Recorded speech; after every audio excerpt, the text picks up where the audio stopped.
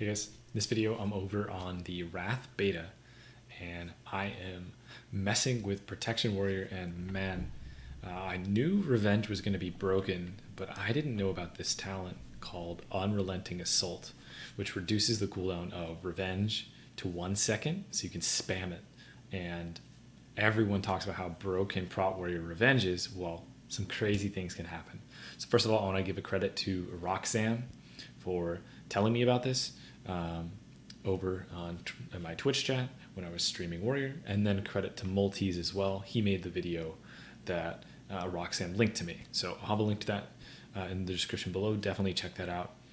He had a two-man setup going, and in this video I'm going to be showing you kind of how I expanded on it and tested on the build for solo, a few different talent variations you can run, and basically what's going on. So long story short is we are playing a warrior. We're going to use a ton of avoidance. You can see these mobs in Utgard Keep. They're not going to do damage to me because I have enough block, parry, dodge, and enemy mischance that I can't take damage. Every time I block, parry, or dodge, I am getting rage. And I'll talk about the exact talents because there's a lot of things I messed with, and it's kind of hard to reset your talents easily and get back to Utgard Keep fast. So I wouldn't run these exact talents, but I'll talk about that later. But shield spec is what's really great for the rage here. Then we're pressing Revenge. Revenge is doing 60% more damage and hitting an additional target, and boom, just like that, we just spam Revenge.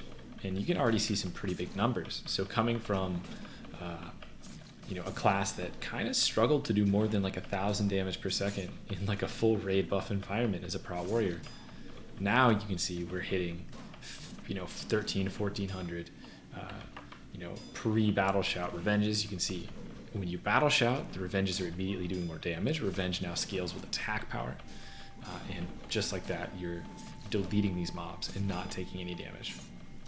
So some other things, you have sweeping strikes, impale. You can run a few different weapons, but right now I am running a sword, pretty common tank sword you're going to see in Sunwell. But I can show you another pull. This pull is a lot more dangerous because these guys can stun you. So you can see on this pull you can actually take damage.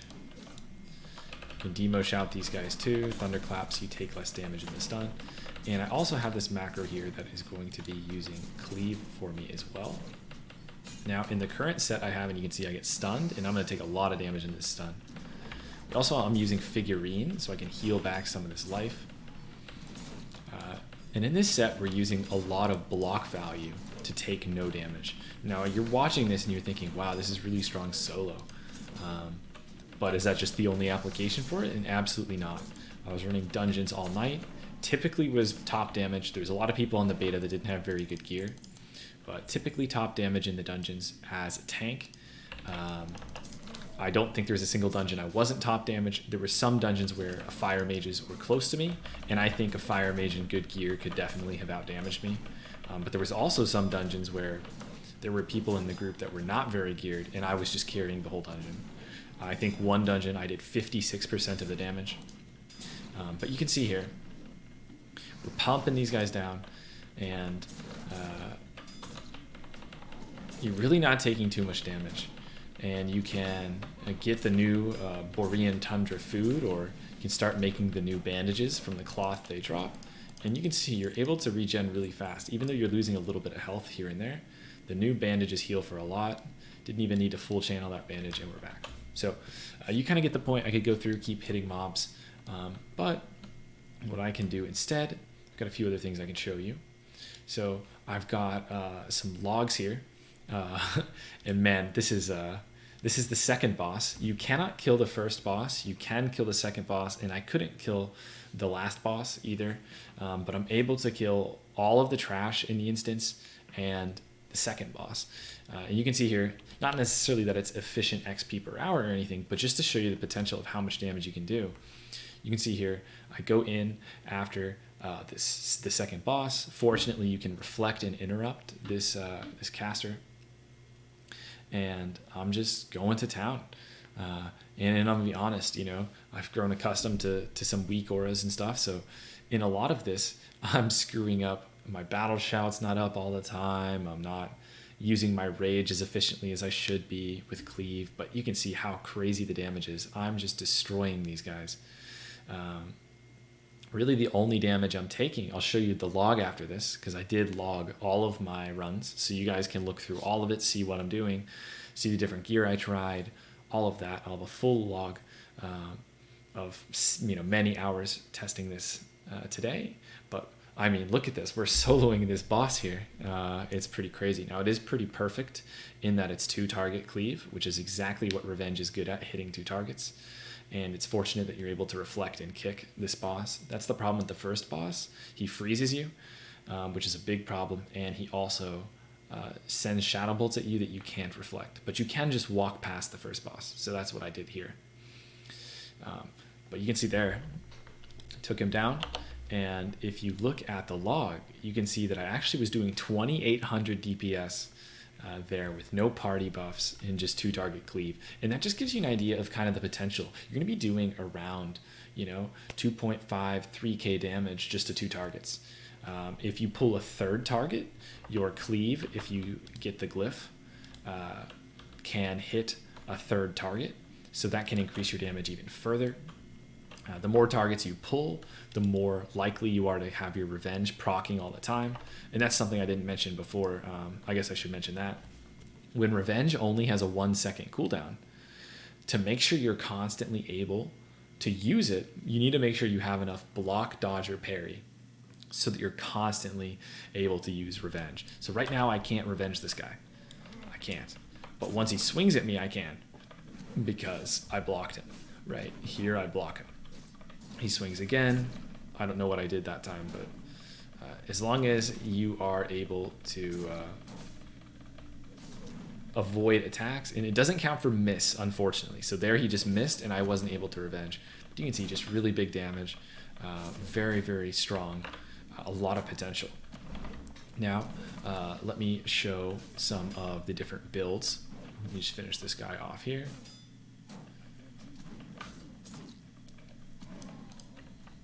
Now, some of the different builds and setups here.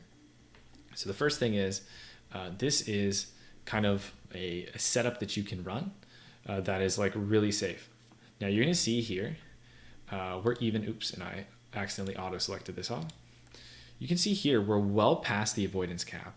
And this doesn't even count that bosses have a different miss chance than normal level 70 enemies and stuff. So this is well past the avoidance cap. So you do not need all this gear. I'm showing you like the best items in every slot for soloing this, the items that have the highest block value, block rating, and then otherwise just avoidance. But you do not need to have this much avoidance. So you can add damage items in as you have them to try and increase your damage. So for example, I don't need the avoidance from this ranged weapon. I could put on something that's going to give me a bunch of damage, whether that be the armor pen bow. What's that thing called? The armor pen bow from Zul'Aman, something like the Amani longbow could be slotted in. You can gem, make sure you have enough hit rating, so you can convert a bunch of these extra defense gems over to hit so that you connect more attacks. You can run more expertise so that you're not missing as much, connecting more revenges. This is just like the best items in every slot individually, and you're going to go with what you have available. Now, this is for soloing dungeons, and the key thing here is soloing without taking damage. If I walk up to this guy, I'm not taking any damage. That takes a lot of items, though. I had to invest a ton of items into making sure you don't take any damage. You need a ton of block value. You need a ton of block rating, defense, dodge, all of that. Now, that is not at all necessary if you are not soloing. If you're going to do dungeons with friends or dungeons with a group, you do not need to run that setup. One thing I'll mention is if you are soloing, it's nice to have a slower weapon. Something like Muramasa would be really nice because a slow weapon is going to allow you to cleave more rage efficiently. However, in a group setting, if you're pulling big packs, a lot of times you're going to have enough rage that you're not going to be running out of rage. So for example, if I pull these guys, you can watch my rage bar here. And I'm going to thunderclap and demo just to make sure I don't end up dying in a stun. But you can see we're doing a lot of damage here. And you can try and hit them evenly. Although finishing some of them off is going to make it less risky if you do end up getting stunned. If you're worried, you can use ability like shield wall here, so I'll shield wall just in case I get stunned. It's a 5-minute cooldown, you can use it a lot. But you can see I get stunned here. Now I did breeze shield wall, so I don't take as much damage.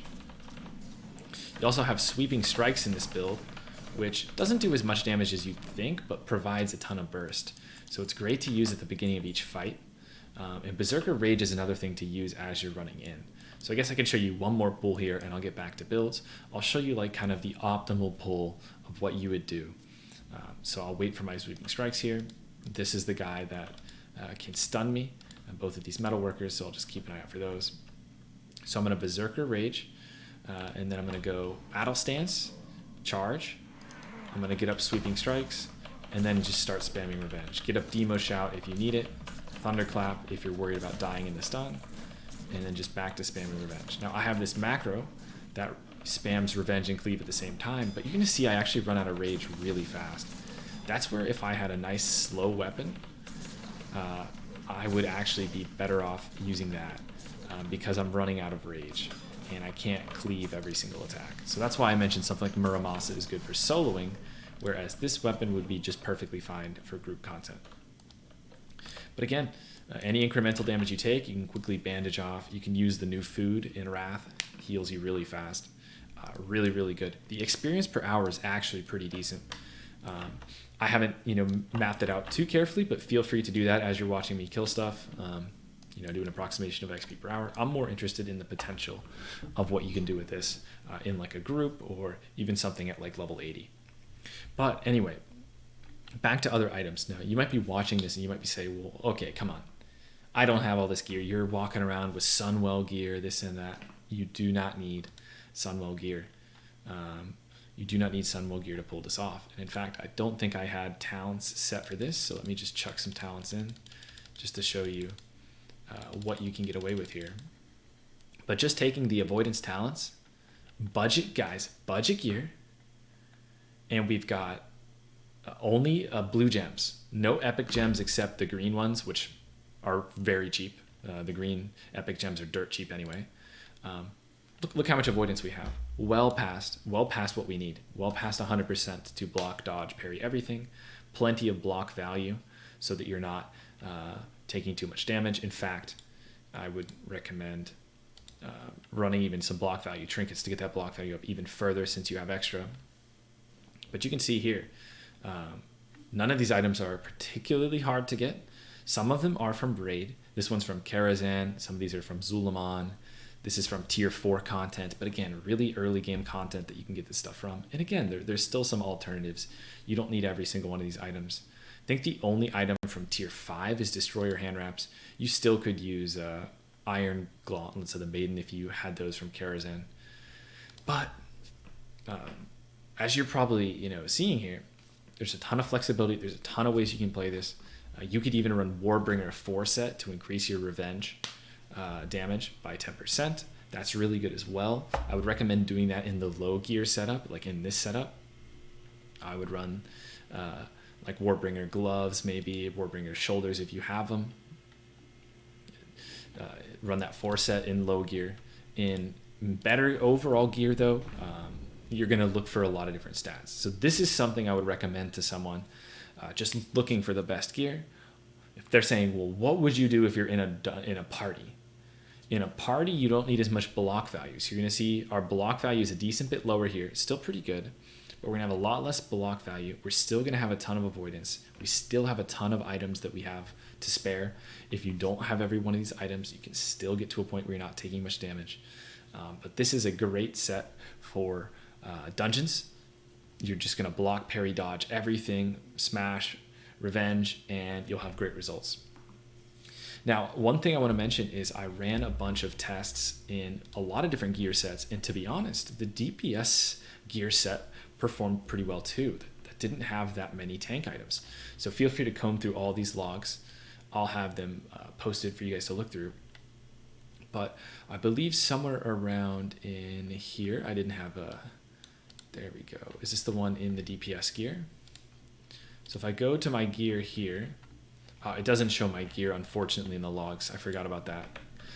But basically, I ran a bunch of threat items, a bunch of DPS gear, and I tested it out. And while I wasn't getting quite as many revenges per second, I was still doing a lot of damage, and it was still effective. So you can run these setups with less block value, less dodge, less parry if you don't have the gear. Even if you don't want to regem everything, you can still run these sets. You're just going to need to rely on using shield block more, so that you are not starved of revenge procs. That's the biggest concern, is if you don't have enough avoidance, you're not going to be able to spam revenge enough. But that's pretty much it. The last thing I'll talk about is some variation you can make in your talent builds. There's obviously a lot of different ways you can take this. The Blood Frenzy is something that you could try and pick up that would be really good if you are playing with a physical group for dungeons. That is going to cost you a lot of block value, unfortunately, and some thunderclap damage and some crit. So it's very costly to take Blood Frenzy, and you're honestly forced to take some useless points. In the tree, you normally would run something like this and stop at 38 points in arms, but you have to put in a random point in like Mortal Strike, an ability you're not really going to use, Proved Heroic Strike, an ability you don't use really much. You got other dead talents that you wouldn't use. You kind of have to put your point into something completely worthless just to get to Blood Frenzy. Also, Endless Rage seems like it would be good, but because you're not really auto-attacking without a Heroic Strike or a Cleave queued up very often, I don't think that Endless Rage would be that great. Now, you certainly can take a few different things in the protection tree. So I think actually I'll leave this the way I had it over to the solo build in talents. You can take more avoidance if you need it, if you're struggling to hit the avoidance, or if you've got plenty of avoidance, you can take improved Thunderclap. I'd heavily recommend taking Insight and improved Thunderclap if you're in a party and you don't need as much avoidance, right? So something like this would be perfect for party play. I mentioned Blood Frenzy. You don't necessarily need Shield Mastery, but it's essential if you're low on avoidance, because you need that reduced cooldown of shield block. But if you've got a healer with you, having as much shield block value doesn't matter as much. But yeah, lots of stuff to mess with. When it comes to glyphs, on the vendor, I've gone through all the different glyphs. Something like Glyph of Revenge, you're thinking it's a revenge build, doesn't really do very much. Having a free Heroic Strike, you already usually have a lot of rage. That doesn't really do very much. The main and major glyphs that I found did anything were going to be Glyph of Blocking would be good if you're struggling to live and you're super under geared. You could Shield Slam once every 10 seconds for a bunch of block value just to try not to die, but I didn't run this one. I ran Glyph of Cleaving, which allowed me to cleave in 3 target situations. I also ran Glyph of Sweeping Strikes, so my Sweeping Strikes didn't cost any rage, so that it was just a lot more convenient at the start of a pool. I just go in, press Sweeping Strikes, and it's up. Don't have to worry about building any rage in battle stance. Don't have to worry about what would happen if I don't have enough rage when I switch over to that stance. But there's really honestly not a lot of glyphs that do very much. Glyph of Shield Wall definitely could be good, so that you can shield wall a lot more often, just to take less damage, save time healing. But that's mainly it. Could always take Glyph of Charge just to be zooming faster in dungeons, but very, very fun build. The big downside you're going to find when it comes to dungeon play is that your 2 target damage is insane. You're doing a ton of damage, but in a dungeon where you pull a pack of 6 things and you're hitting 2 and your group is hitting 6 at once, you're going to have to use Thunderclap, even though it's not quite as much damage as Revenge to press. And you're also going to need to make sure you're tab targeting Revenge to make sure you're hitting each of the targets. It's going to be a lot easier when we get add-ons as well on the beta. But yeah, that's pretty much it. Really, really fun stuff. A lot of potential. Very, very broken. It doesn't feels too strong. It feels very crazy. And again, I'd heavily recommend, especially if you have the ability to have a healer and you're running dungeons, you don't need to run this tanky. You don't need to gem defense if you've got a healer that is going to be healing you. Can run a bunch of strength gems. You can run more offensive items. You just want enough avoidance so that you are regularly proccing your Revenge. Something like 80% avoidance, 70% avoidance, totally fine. Can still use your shield block, and you can do way more damage too. So definitely something to mess with. A lot of fun. No matter what your gear situation, though, you can make it work. If you're in complete potato gear, just get some defense blue gems, get some enchants, you'll be good to go. Revenge scales with attack power, but you don't need that much gear to make it work. But really cool. Let me know what you guys think. Let me know if you guys have any ideas on other crazy builds, anything you want me to test on the Wrath beta, whether it be other classes, rogue, other stuff. But yeah, thanks for watching, guys, and I will see you guys next time.